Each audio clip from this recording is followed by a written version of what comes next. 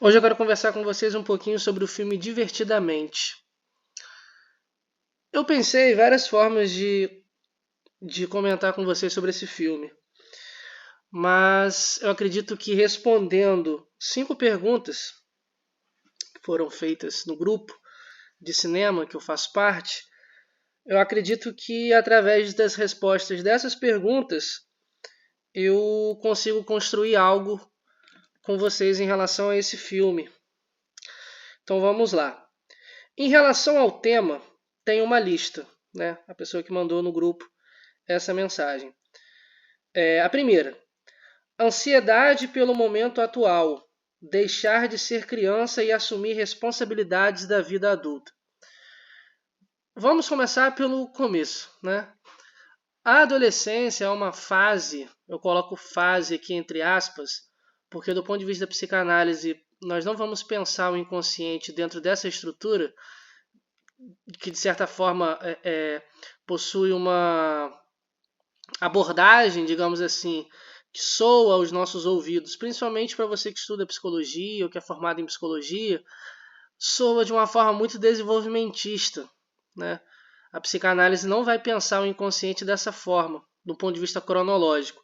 No entanto, nesse vídeo eu vou usar o termo fase, entre aspas, com fins didáticos apenas, né? Fase da adolescência, as pessoas costumam usar, né, essa expressão.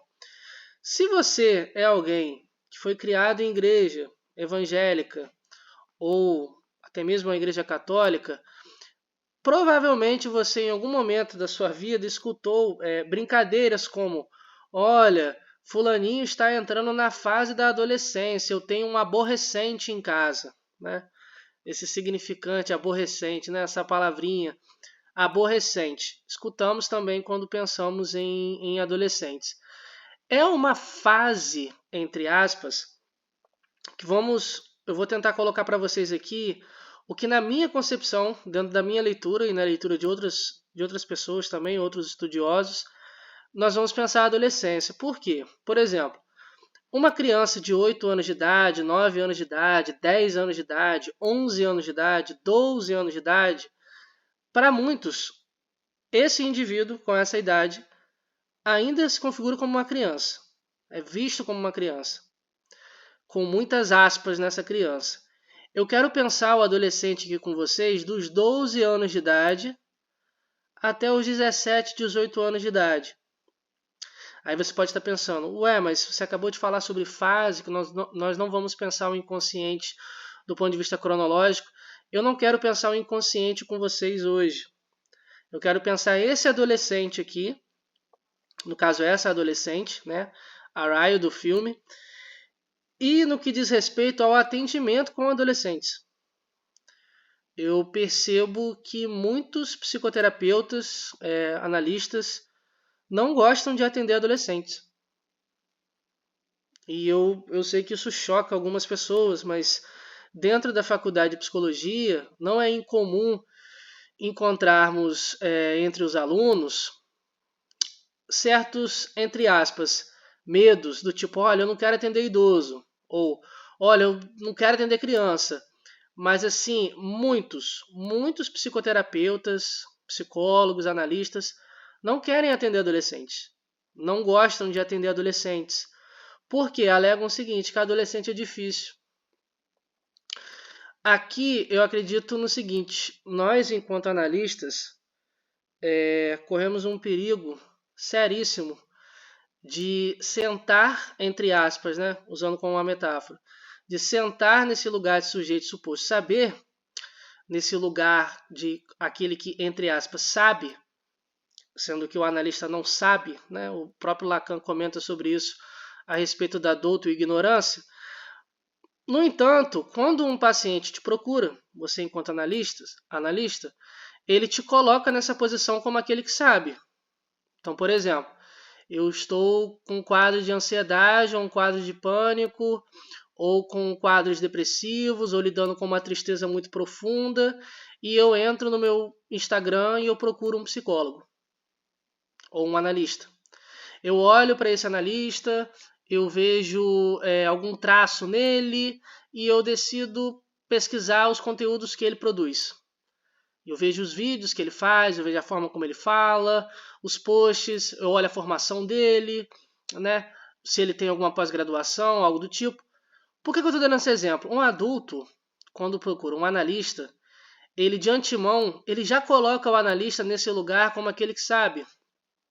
Então, assim, muitas das vezes, isso acontece inclusive, pode acontecer inclusive comigo.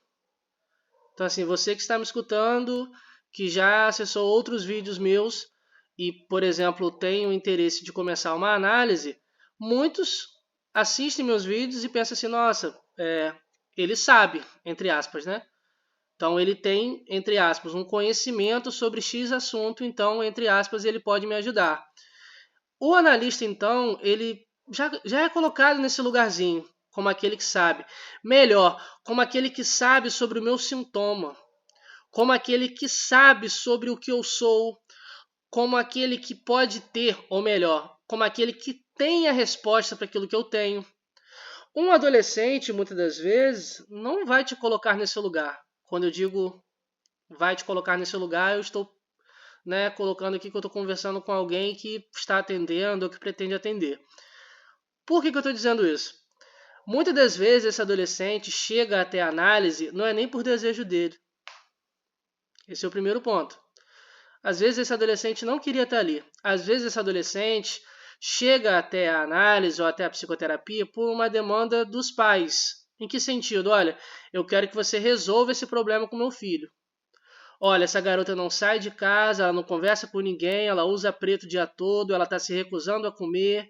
Eu já vi diversas vezes ela vomitando, colocando o dedo na goela. Olha, esse garoto não conversa com ninguém, ele está muito estranho, as notas deles estão caindo. Muitas das vezes essa demanda vem como psicólogo, conserta o meu filho. Ou psicólogo, dá um jeito nele. Ou psicólogo, transforma o meu filho numa criança ou num adolescente, entre aspas, normal. Então, assim, vem essa demanda, chega essa demanda até o terapeuta, até o analista, e muitas das vezes esse adolescente que está diante de você nem queria estar ali. Ele não chega até a análise, na maioria das vezes, por um desejo dele. Na maioria dos casos, é uma demanda dos pais ou da escola, por algum tipo de comportamento, entre aspas, desviante, alguma conduta imoral ou antiética. Muitas das vezes esse psicólogo é colocado num lugar também quase que como um carrasco, né? A análise aqui se transforma como parte de um castigo. Então, por exemplo, olha, esse adolescente aqui está lidando com tal coisa e ele está se comportando de tal jeito, então eu vou colocar ele no psicólogo. O psicólogo como várias posições que o psicólogo pode ocupar, né? Dentro da visão desse adolescente, como uma espécie de um carrasco que faz parte de um castigo, né? Um cúmplice ali dos pais. Muitas das vezes esse psicólogo, ao invés de ser colocado no lugar, né, de sujeito suposto saber na transferência, ele é colocado no lugar de juiz, como aquele ali que, entre aspas, vai estar julgando esse adolescente, o que de certa forma dificulta muito a transferência. Então, assim, a maioria dos pacientes tem esse pensamento, né? Caramba, será que o que eu vou dizer agora, o meu analista vai pensar o que de mim? Será que ele vai achar que eu sou uma pessoa ruim? Será que ele vai achar... O que ele vai achar de mim? Os pacientes sentem isso, né? Normal. Mas muitas das vezes esse adolescente pode simplesmente decidir não falar com o analista ou com o seu terapeuta. Porque ele pode ter esse sentimento do tipo, olha, é um adulto, olha só, é um adulto e ele está me julgando, ou ele pode me julgar, ou esse adulto é igual, por exemplo, a outros adultos que me tratam dessa forma, que me veem dessa forma. Por quê? O que na maioria das vezes mata de raiva um adolescente é quando você coloca esse adolescente no lugar de criança, quando você não o trata como, entre aspas, ele gostaria de ser tratado. Se você pergunta a qualquer adolescente, ele vai te responder o seguinte, que ele gostaria de ser tratado como um adulto, mesmo ele não sendo um adulto. Então, assim, muitas das vezes isso também acontece, né? O psicólogo acaba tratando o adolescente como se fosse uma criança. Também é um problema. Mas, assim, eu vejo que por parte de alguns psicólogos e de alguns analistas também, os adolescentes acabam ficando à margem. Então, assim, é um período ou uma fase onde esses sujeitos, né, esses indivíduos, sofrem muito com diversos tipos de transtornos, seja de ansiedade, seja de depressão maior, quadros de pânico, etc. E muitas das vezes os pais nem conhecem seus filhos. Então, assim, é uma fase que o adolescente muitas das vezes tenta encontrar a sua tribo, né? Fazer parte de alguma tribo, um grupo de pessoas, né? De pessoas que têm gostos em comum. Então, por exemplo, no Divertidamente tem isso, né? A Ryle tem uma, entre aspas, tribo ali, né? Com as suas duas amigas que jogam rock, que gostam das coisas que ela gosta também. E ela está entrando, entre aspas, numa escola e pensando em outra tribo, em entrar em outra tribo. Então, assim, é um ponto legal do filme porque todo adolescente, nessa fase da adolescência, ele procura fazer parte de alguma tribo, entre aspas. E isso é importantíssimo do ponto de vista do desenvolvimento, né? Relação social, amizade, né? Enfim. E muitos adolescentes, acabam o seguinte, não encontrando essa tribo. Então, assim, a adolescência é um período que muitos adolescentes acabam passando assim solitários, né? Então, assim, às vezes o cara, por exemplo, um garoto, não gosta de futebol, não sabe jogar futebol e ele não se enquadra na galera que gosta de futebol. Aí tem a galera do RPG, mas ele não gosta de RPG, ele não sabe jogar RPG. Aí tem o pessoal do xadrez, ele só sabe jogar dama. Aí tem o pessoal da igreja, ele não acredita em Deus. Entende o que eu estou querendo dizer? Esse adolescente procura se encaixar de alguma forma, né, dentro desses grupos. Porque esse grupo possui um papel, né, para você que leu Freud, na maioria das vezes, quando você lê, por exemplo, o eu ideal, o ideal do eu, né, uma série de características que o sujeito procura ter para ser aceito, visto, reconhecido e amado pelo outro. A adolescência aqui é um período que esse indivíduo vai tentar encontrar algum grupo. E muitas das vezes ele vai até, entre aspas, mudar coisas em si mesmo só para ser aceito nesse grupo. Isso também acontece no Divertidamente, né? Quando ela faz uma mecha no cabelo, quando ela, por exemplo, não sai com as amigas dela, ou quando há uma cena onde uma personagem pergunta para ela se ela continua ouvindo determinada banda e ela diz que não, porque é uma banda, entre aspas, de garotinha, né? De criança. Então, todo adolescente também passa por isso, de tentar se enquadrar dentro de algum grupo, né? De se sentir pertencente a esse grupo. Mais uma vez, numa tentativa de ser visto, reconhecido e amado pelo outro, né? Pelos outros. Isso acontece muito no filme, né? A protagonista quer fazer parte do time, não só como mais uma, mas como uma das estrelas. Ela admira muito uma personagem, né, que, entre aspas, no passado conseguiu entrar nesse time, mesmo sendo muito nova, né, uma caloura.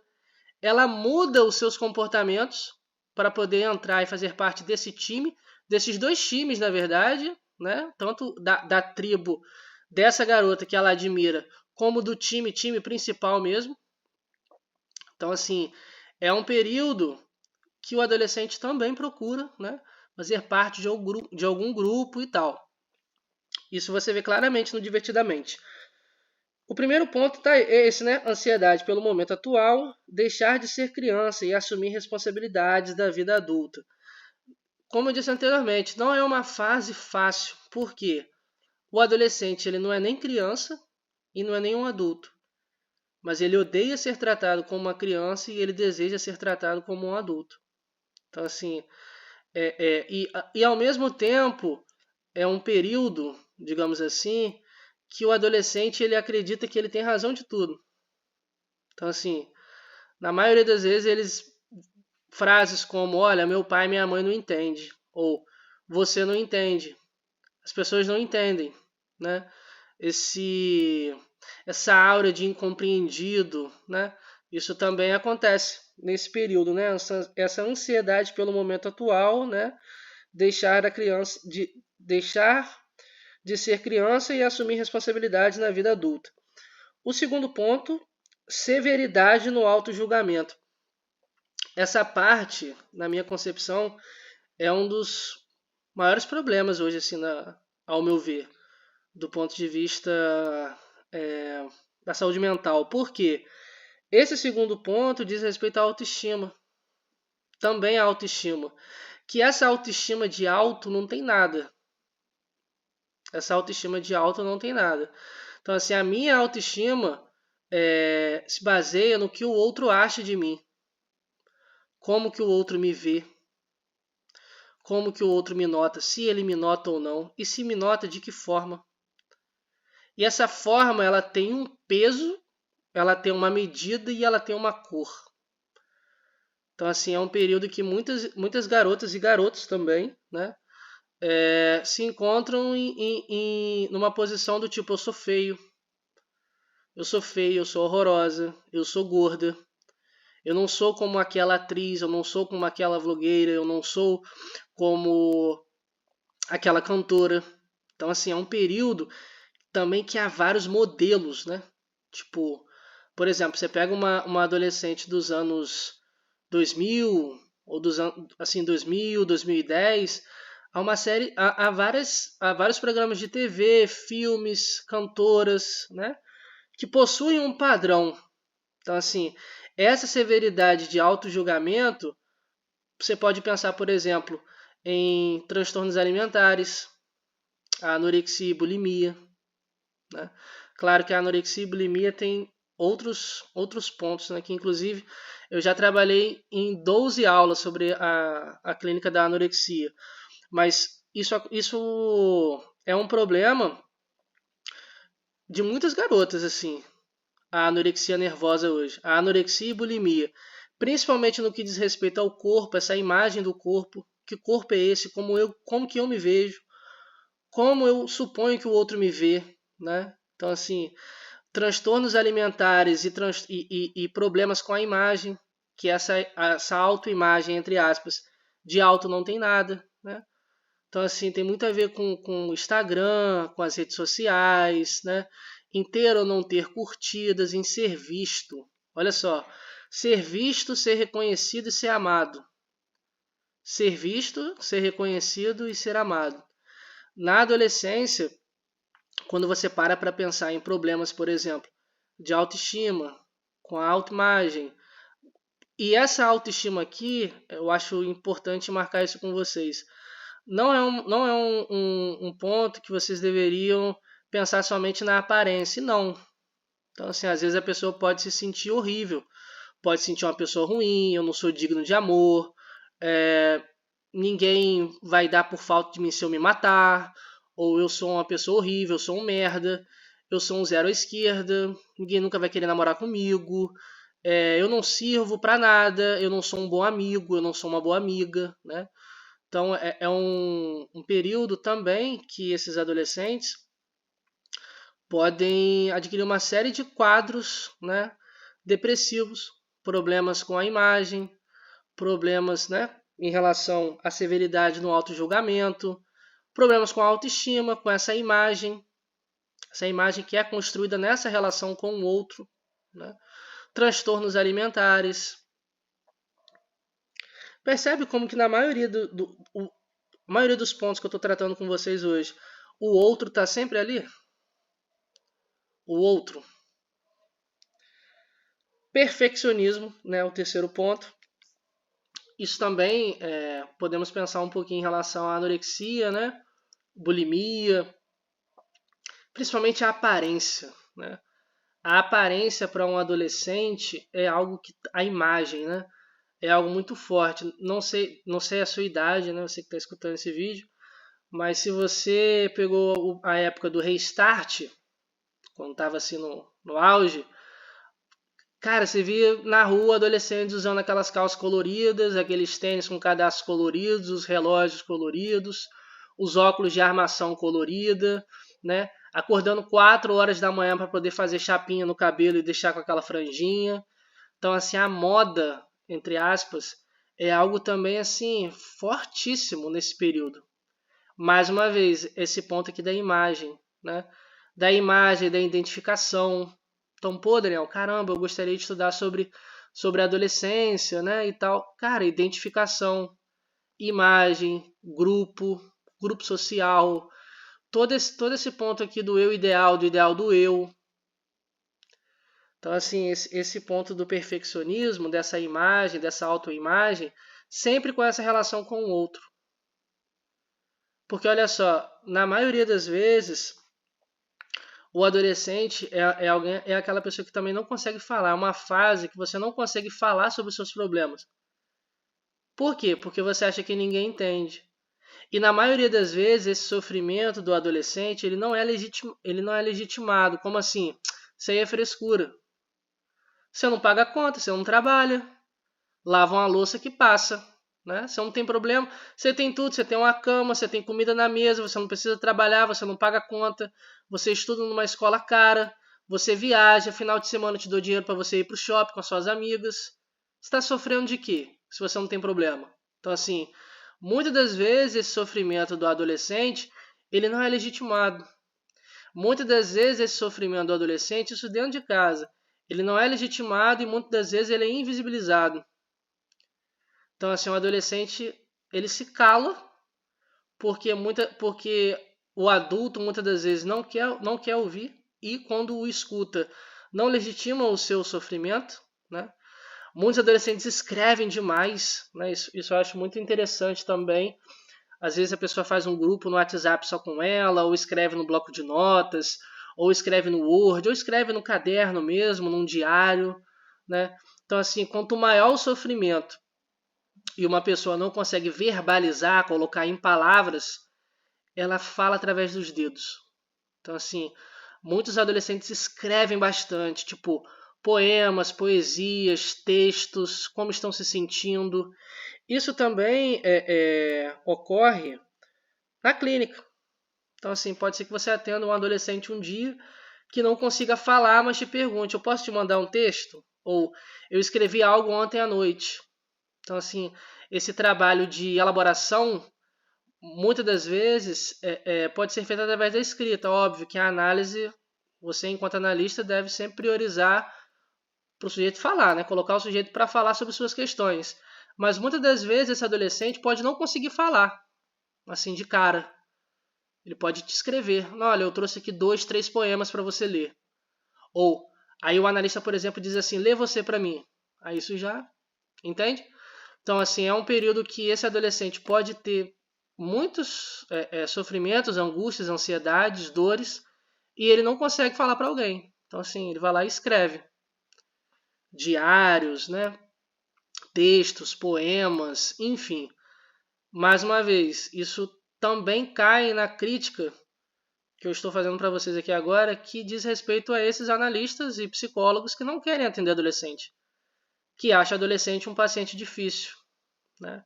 Porque, às vezes esse adolescente não vai te colocar, né, você enquanto analista, tão rápido nesse lugarzinho que muitos analistas adoram estar, né, como aquele que supostamente sabe, né, o famoso, Freud explica, né, tem analistas que adoram ocupar esse lugar como aquele que consegue decifrar uma coisa, ou consegue descobrir o sentido do sintoma, etc. Às vezes o adolescente vai olhar para sua cara e não vai dar nem ideia para você, não vai estar nem aí para você, ele não vai te colocar nesse lugar. Isso, em alguns analistas, esses analistas acabam sofrendo esse tipo passando por esse tipo de situação que se transforma quase que numa ferida narcísica, né? Como assim você, adolescente, não me coloca nesse lugar, né? Muitas das vezes esse adolescente, na própria transferência, pode desafiar, entre aspas, essa suposta autoridade do analista, né? Colocando o analista muitas das vezes no papel de pai ou de mãe. Uma das coisas que os adolescentes fazem com frequência é o quê?